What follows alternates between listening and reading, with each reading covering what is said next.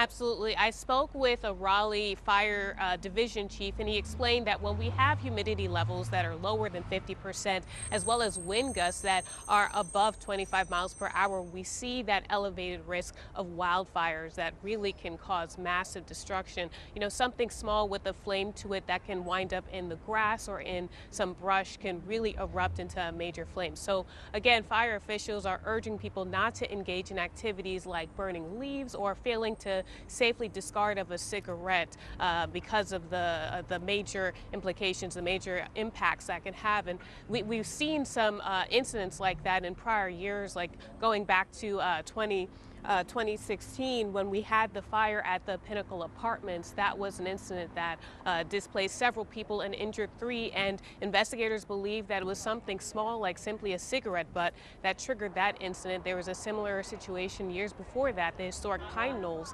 fire that ruined 30 townhomes. A similar situation there. Investigators believe it was simply a cigarette in some pine straw that triggered that event. So you really have to be careful in conditions like this.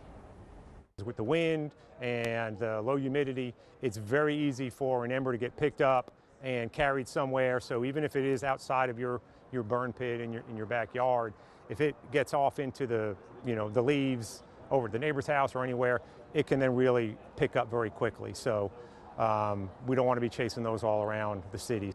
Gas grills, barbecue, charcoal grills, things like that you can still do it. You just have to be aware of what you're doing, make sure it's extinguished, don't let it get out of hand, and don't leave it alone.